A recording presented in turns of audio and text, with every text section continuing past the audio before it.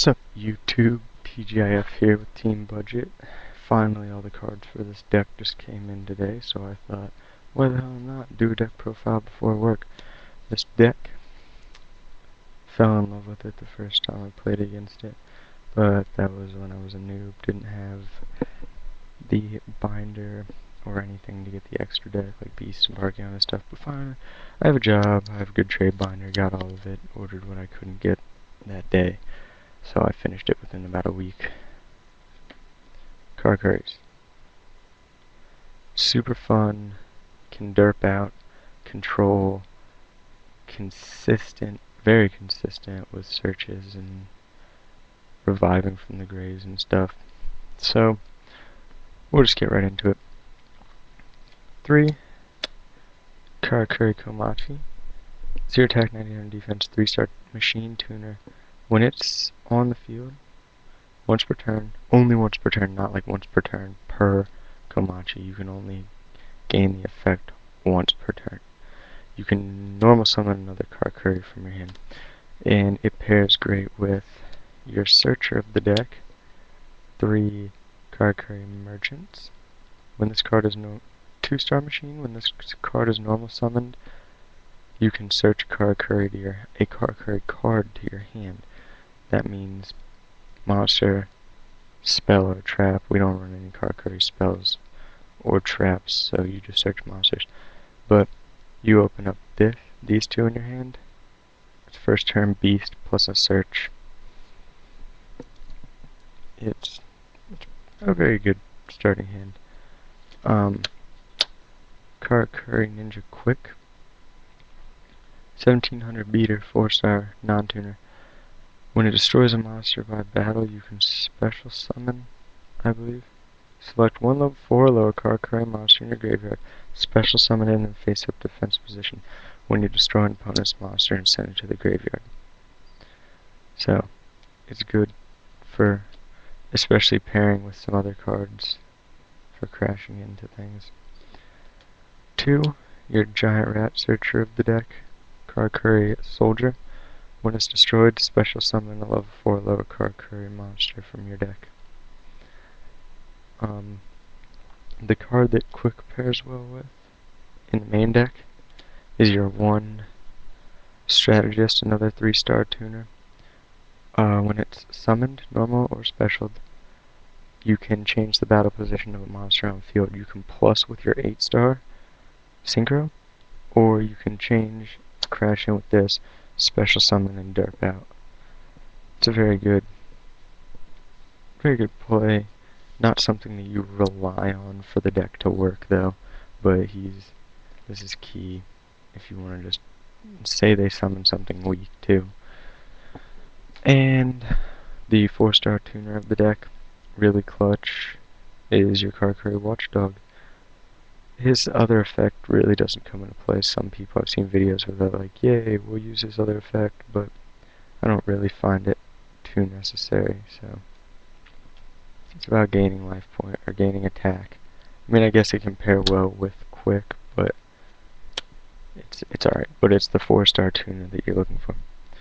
The searcher of the deck, 2 Gen X Neutrons, 18 beater, 4-star machine. When it's during the end phase of the turn it was normal summoned, you can search a machine tuner to your hand.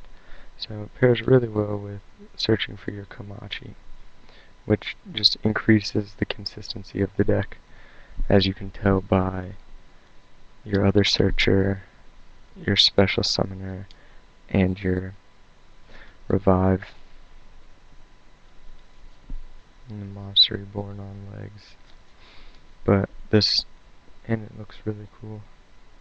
He works really well, and he's an 18 beater, so he swings over things lower than Thunder King. Your big beater is 2 Cyber Dragons. It's another machine, really useful for going into 8s. Not even 8 Karakuri, but just an 8 in general. And he special summons, and you can Chimera Tech with him. So you run 2 because you don't want to draw him dead. But you want to have a high percentage of drawing him if you go second, having him in your starting hand, because then you derp out really well.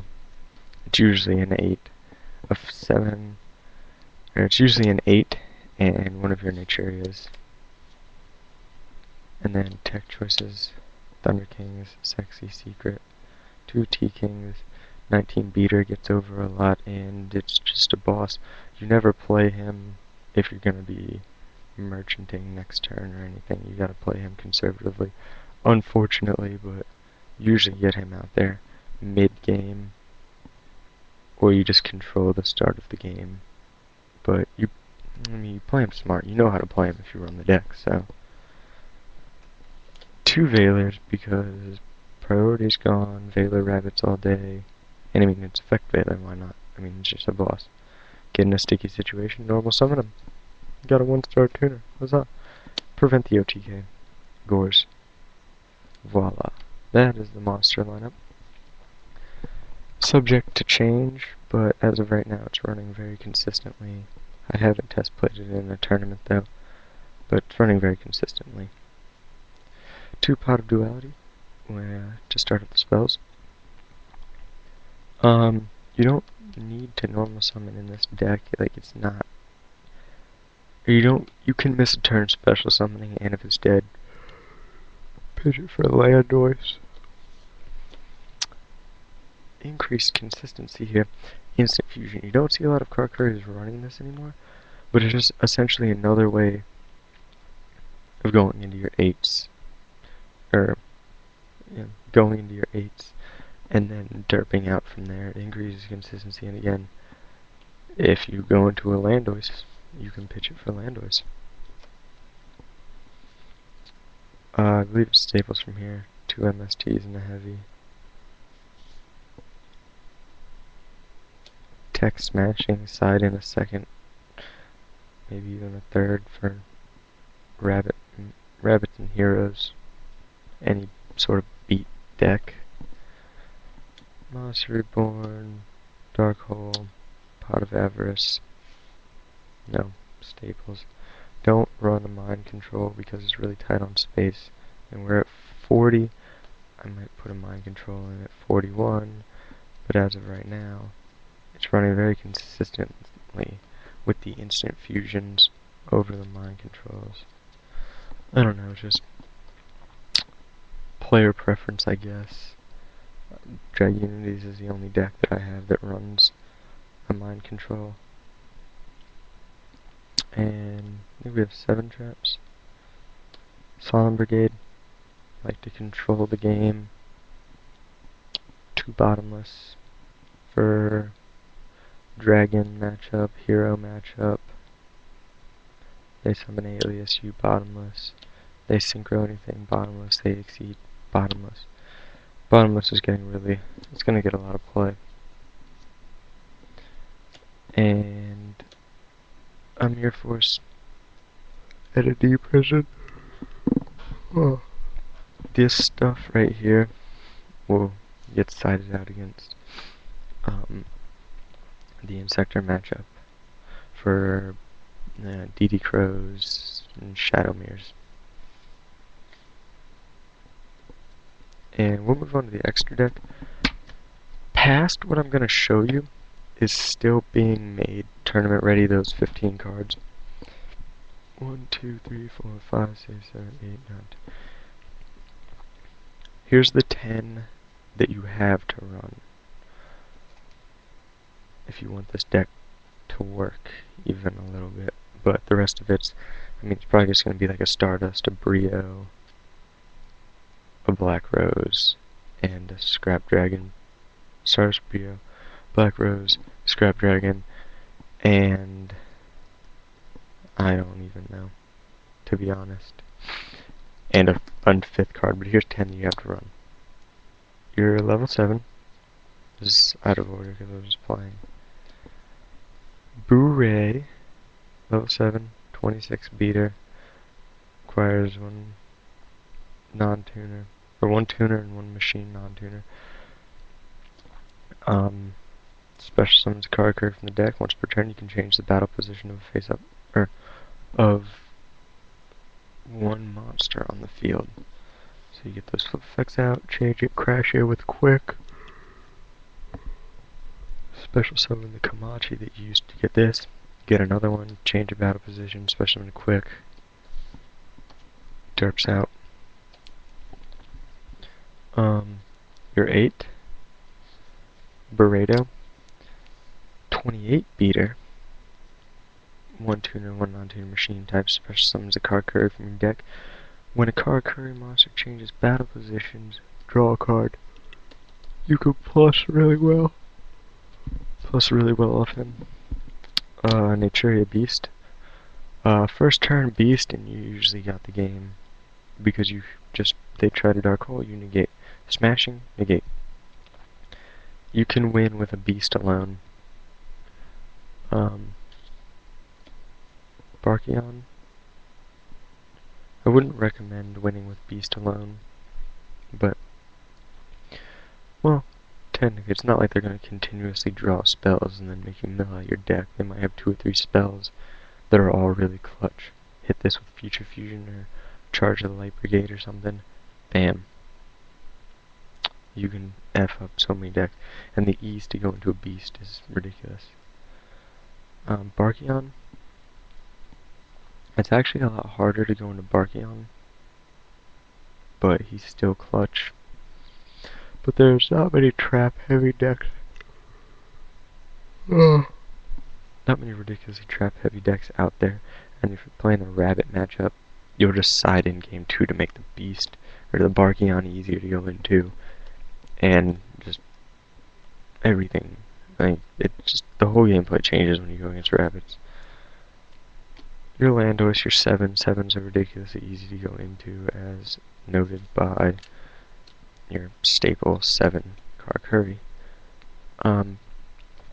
This makes dead spells not dead, because you pitch it when something activates its effect, and destroy it. Yeah, works really well, depending on what you're playing against. Again, all 3 of these. Fuck.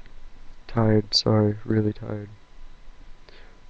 All 3 of these are just really situational cards, depending on what you're playing against.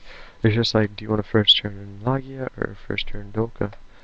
I mean, you 9 times out of 10 Lagia, depending on what you're playing. Chimera Tech, if they go into Catastor, you go into Chimera Tech, their Catastor's gone. I don't know if gadgets are still around, Machinas and stuff. Rogue decks, and then everything you have, you can just Chimera Tech beat down.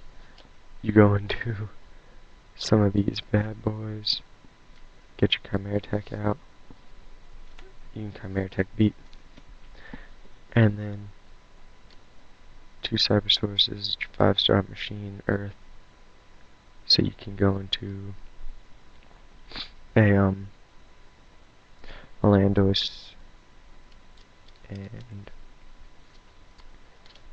you go into your 8s, 7s, and 8s with the Cyber Source because it's your instant fusion target. And you might think, oh, that makes space in your extra deck dead, but honestly, I'd rather have this live than have 2 spaces in my extra deck dead for something that I'm never going to go into. Just one of those.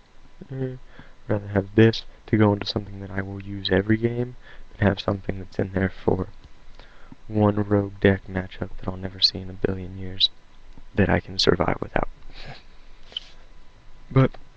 And then the rest is up to you. There's 5 more spaces left. I might add another 8-star Karakuri, but in all honesty, I probably won't. But yeah, that would be the deck. I hope you guys enjoyed. Rate, like, comment, subscribe. Let me know what you think. TGIF here, team budget. Might have version 3 or version 2 put up later, because I might run this in the tournament next week. You know, go play Yu-Gi-Oh before prom and stuff. But let me know what you think, because I'm going to be test playing this tonight against my friend's Heretic deck. And that, my friends, is going to be a challenge. So, videos will be up on that. But rate, like, comment, subscribe. Later.